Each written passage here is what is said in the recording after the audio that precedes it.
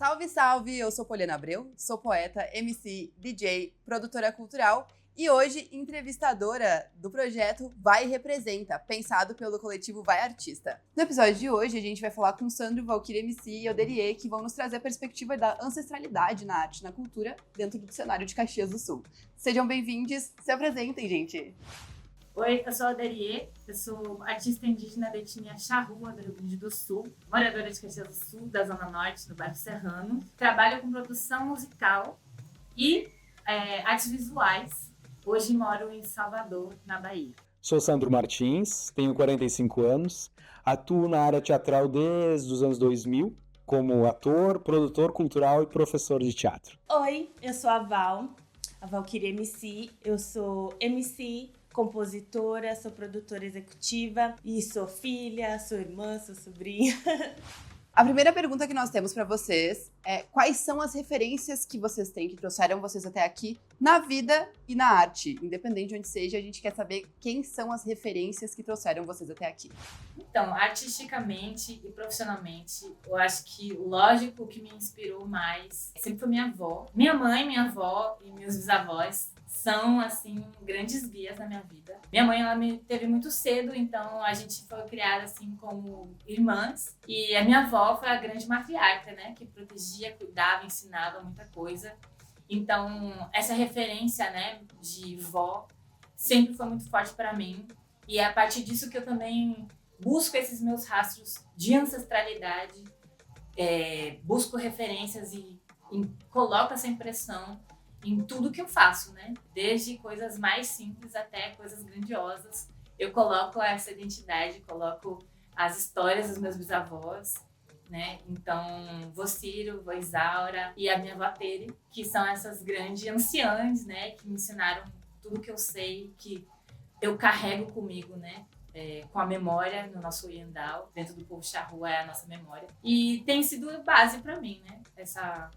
Essa manifestação deles na minha vida para se inspirar e para levar as coisas adiante, sabe? Poder levar a cultura adiante, poder levar a minha existência adiante a partir dos saberes que eles me passaram. Eu comecei a minha primeira experiência no teatro. Foi lá na adolescência, com 15 para 16 anos, na cidade de Carlos Barbosa, que é uma cidade próxima aqui de Caxias do Sul. E lembrando desse início, eu não posso deixar de citar 4 pessoas, que infelizmente eu não lembro o nome, mas foram as primeiras pessoas assim que se propuseram a dar essa oportunidade para uma turma de alunos a ter essas primeiras aulas de teatro. Foram 2 professoras e 2 professores do ensino médio que, depois do turno, das 22 horas, nós nos reunimos para ter esses exercícios, essas experiências no teatro. Depois, claro, não posso deixar também de citar a Zika Stockman, atriz, diretora da Tangente Teatrano, que eu tive a oportunidade de me profissionalizar na área. Meus primeiros trabalhos, meus primeiros cachês foram com a companhia. E tem 2 pessoas que eu fico pensando hoje, sabe, Pô? Não é nem assim, lá de trás, que eu acho que eu tenho que citar, que são os meus pais. Seu Justino, ex-peão de fazenda, sempre trabalhou com corda, sabe, essas coisas para cavalos. Ou seja, hoje em dia a gente falaria que ele é um artista, um artesão. Só que eu, na época, quando eu era criança, não tinha essa consciência, sabe? E a minha mãe, que é a dona Tereza, que também costurava.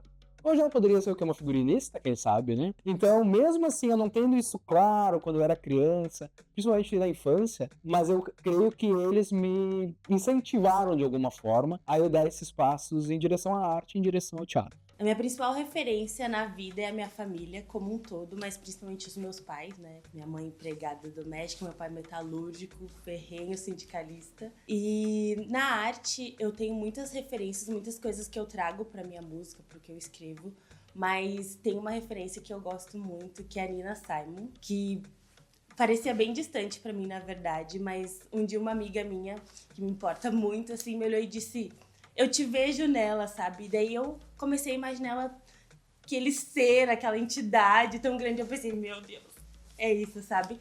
E é ali que foi o que me deu start pro meu próprio empoderamento, sabe? De tipo, nossa, se alguém tão importante pra mim ver algo tão grande, então eu também vou começar a ver, sabe?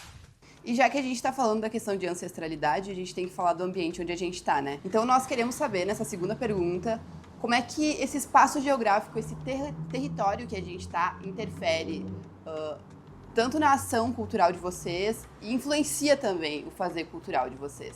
Falem pra gente um pouco sobre isso.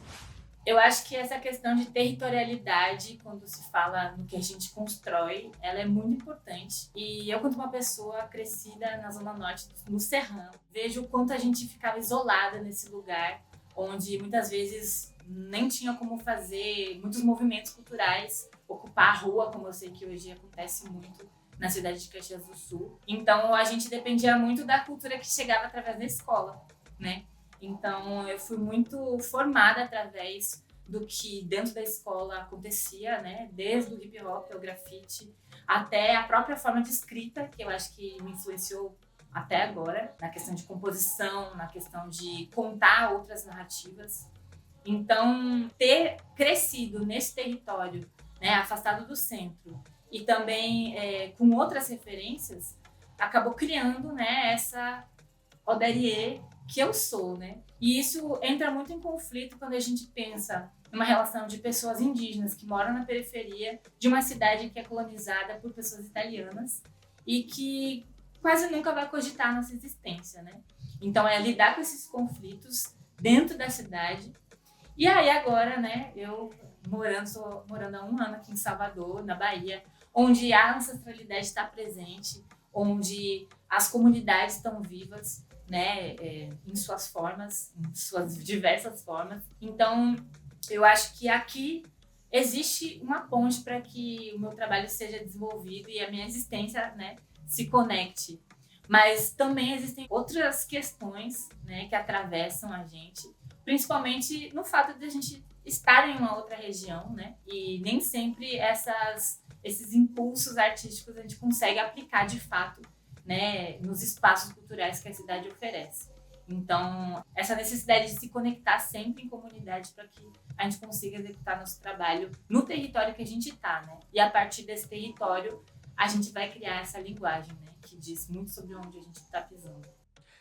Às vezes é um pouquinho complicado, porque até se fala, né? Como eu vejo o trabalho. Daí já entra a questão da região. Como que a região vê isso? A palavra trabalho, qual é o conceito de trabalho? E daí quando a gente linka com o teatro ou com a arte como um todo, já é super complicado. Não ser valorizado, talvez não vem como não é um trabalho braçal, não vem isso como uma produção também. Claro que facilita muito pra mim o fato de eu trabalhar numa companhia que tem gente tratando que já tem 35 anos de estrada. Então alguém abriu o caminho pra isso, sabe? Então nos facilita, mas é uma luta constante de quase de conscientização. Tanto assim, até de quem produz a gente, de não entrar nessa máquina, de pensar que a gente tem que uma total produção de trabalhos, às vezes, sem um objetivo, eu digo, do fazer pensar, né? Então, a gente tem que estar sempre em alerta, e ao mesmo tempo, dessas pessoas que estavam tendo contato com a arte também, desse olhar um pouco mais profundo, da importância. A gente sabe, para quem já trabalha com a coisa, a gente sabe da importância da música, da literatura, do teatro, do cinema, mas às vezes as pessoas estão nessa região, tão atarefadas, dá pra se dizer assim, que não se dão esse espaço de suspiro, que a arte é essa, né? O suspiro pra vida, o suspiro pra alma. Então a gente tem que estar, eu penso assim, precisamos estar sempre em alerta, sabendo assim qual o porquê, qual o objetivo, faz sentido o que a gente está produzindo para seguirmos essa história, né? Ele influencia diretamente no meu trampo artístico, porque influencia na minha vida, né? E a minha arte é sobre a minha vida, sobre as experiências que eu tenho, que eu vivo, sobre o que eu sinto. E ser uma mulher negra aqui em Caxias do Sul, nessa região, né, é um apagamento muito grande, mas ao mesmo tempo eu cresci numa família que sempre fortaleceu essas questões de raça. Então eu tinha conhecimento dessa história, mas fora de casa a gente enfrenta o mundo que não conhece a gente, que não sabe quem a gente é, que nos apaga, nos violenta. Isso atravessa muito a minha arte, porque eu boto pra fora muita raiva que eu sinto. Eu já tentei escrever muito mais sobre outras coisas, agora ultimamente o que eu tenho escrito é muito rancoroso. Não tem como ser diferente, porque são experiências que marcam a gente por uma vida inteira, né? E também no sentido de poder mostrar para quem está ouvindo e para próximas gerações, para as minhas sobrinhas, que principalmente penso muito nelas, como a gente tem que botar isso para fora, como a gente tem que sentir isso e tem que se revoltar contra isso também, sabe? Porque senão quem adoece é a gente, né? E aí eu tenho expressado bastante isso na minha arte e também no meu dia a dia, assim, sabe? Nas observações que eu faço, pessoas que eu cruzo, que cruzam o meu caminho, sabe? Eu acho que isso é muito impactante. A gente não se vê, a gente sabe que Caxias é uma região muito cultural, sim, já foi a capital da cultura, mas que cultura, né? Cultura de quem? Quem que é visto, quem que tá nos holofotes aqui, né? Então, acho que isso é bem importante da gente trazer, mas que também essa regionalidade, né? Poder estar aqui para mim é um privilégio no sentido de que bom que eu tô aqui, então eu vou fazer alguma coisa, sabe? Se eu nasci aqui, né, como diz o meme, neste lugar, então eu vou fazer alguma coisa nesse sentido, assim, mesmo que seja para mim, mesmo que seja interno, me curar, ou então mostrar para outras pessoas.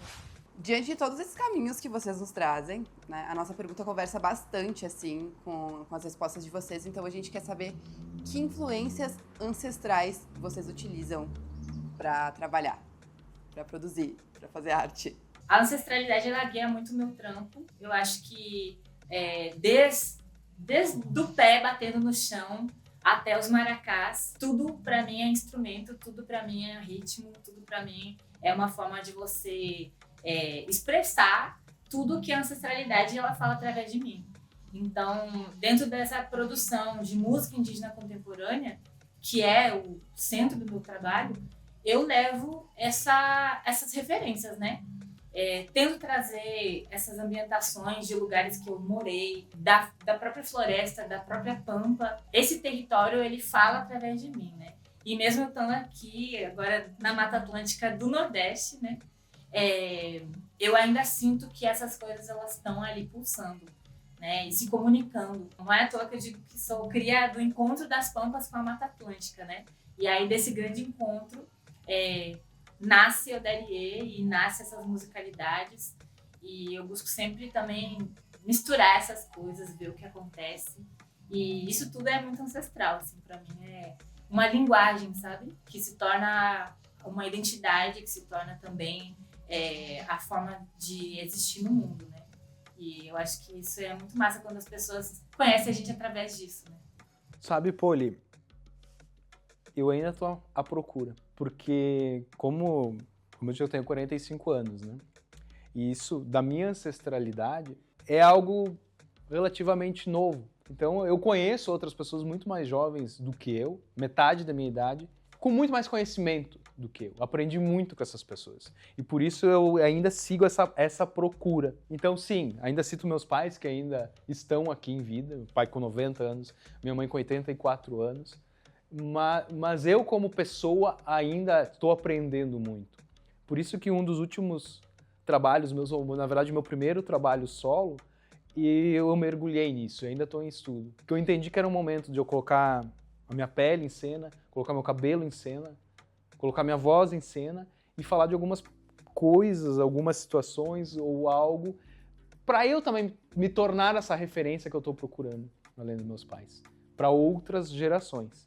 Então, por isso que é uma retomada, que é um caminho constante, que eu também estou me encontrando. Mas é legal também que já com esse trabalho com o espetáculo Silêncio, eu já tive esse retorno, já teve esse eco com gerações passadas, mas também gerações futuras e as gerações atuais também.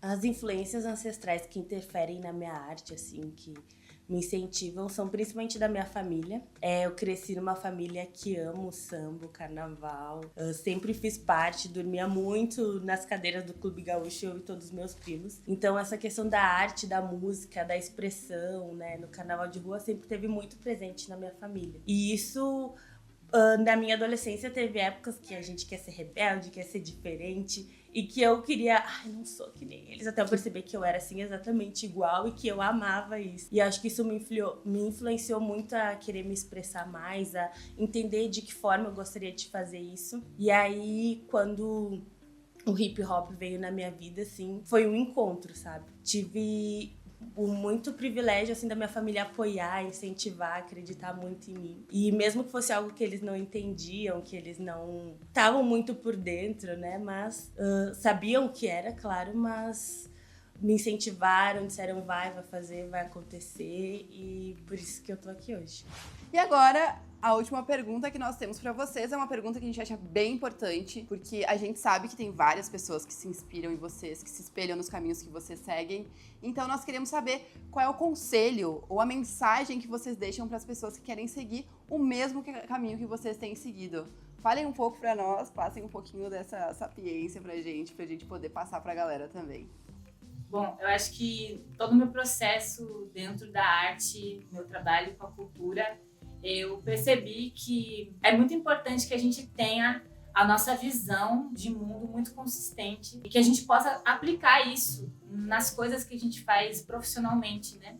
Porque eu acho que isso é uma base que sempre vai te levar para o lugar certo, porque é exatamente esse impulso que a gente precisa para se conectar com outras pessoas que também se identificam com o que a gente faz, e aí a partir disso a gente conseguir criar uma rede, né? E é essa rede que vai sempre estar ajudando a gente, sabe? E se fortalecer a partir do que se faz, né? Acreditar que o que a gente faz é importante e é bom. Eu acho que nessa minha trajetória, o que eu mais aprendi é colocar tudo que eu acredito dentro do que eu tô fazendo profissionalmente e encontrar também pessoas que se identificam com aquilo, né? Porque eu acho que a partir do momento que eu me identifico com o que eu faço, né, eu consigo entregar muito mais, eu consigo me inspirar muito mais e conectar outras pessoas que também se identificam. Então eu acho que isso é uma base para mim enquanto trabalho artístico. Sim, quando a gente fala de arte, né, o pessoal sempre comenta muito, né? Nossa, a gente não pode desistir, tem os seus sonhos, a realidade. Mas assim, um conselho prático para qualquer pessoa que comece: estudar sempre. Estudar. Toda oportunidade de estudo, de aconselhamento, você tem que estar com a cabeça aberta, sabe? Seja um estudo formal ou não, porque às vezes a gente só pensa em instituições em si. O estudar é estar apreciando arte. Sempre. Isso tem que entrar na cabeça de qualquer pessoa que estiver começando a entrar, digamos, nesse mundo teatral. E o segundo ponto é pensar como objetivo, assim, poxa, tu quer viver de teatro? Sim. Qual é o teu principal objetivo? O teu primeiro objetivo deve ser o quê? É exatamente tentar fazer essa transição. Cara, no momento que tu conseguir estar recebendo um valor X com o mesmo valor de um outro trabalho, tu já deu certo. Porque a gente sempre fica nesse, né? A procura de algo. Pô, vai dar certo, eu quero aquilo. Tu já tá vivendo disso? Já deu certo. Agora, aí depois o resto vai ser consequência. Então, prestar muita atenção nisso. O que eu quero? Essa transição, conseguir e o estudar sempre. E sempre estar estudando pro resto da sua vida, sabe? Que com certeza vai dar muito certo. Bom, primeira coisa que eu diria é faça, porque eu sou uma pessoa que eu coloco muitas barreiras, principalmente do perfeccionismo, de não achar que eu mereço fazer as coisas que eu quero fazer, ou que tem que ser mais difícil, assim, mesmo quando eu sinto que tem uma proximidade boa. Então eu queria deixar essa mensagem, tipo, faça, sabe? Perca esse medo do julgamento, de será que vai ficar bom? Vai ficar bom porque é tu que tá fazendo, e vai ficar melhor com o passar do tempo, sabe? Então eu deixaria essa dica, assim, esse conselho. Eu acho que eu diria eu não sei se é muito clichê, mas pra ser você mesmo, sabe? Ser a gente mesmo, ser tu mesmo. Tem muitas coisas parecidas no mundo, né? Muitas coisas iguais, a gente tem vivências semelhantes. Isso que faz a gente se destacar, né? Ser exemplo na nossa área, ou enfim, ser diferente do resto, assim. Acho que eu diria isso. Então essa foi a nossa entrevista. Quero agradecer vocês por terem se disposto a estarem aqui, aceitarem o nosso convite. Foi muito rica essa conversa. E acompanhem os próximos episódios do Projeto Vai Representa pela página da Vai Artista, pelo YouTube. Acompanhe a gente que vai ter muito mais coisa acontecendo, tá bom, galera? Obrigadão, valeu, beijo e até a próxima. Dentro da cultura charrua, pra gente se despedir, a gente gosta de desejar um bom caminho, que na língua do povo Tchaná é Oblenderé, Itaí ou Patimá. Eu desejo o bom caminho para todos os povos. E é isso, um beijo. Obrigado, gente. Até um dia. Valeu, galera. Obrigada por assistirem. Tchau.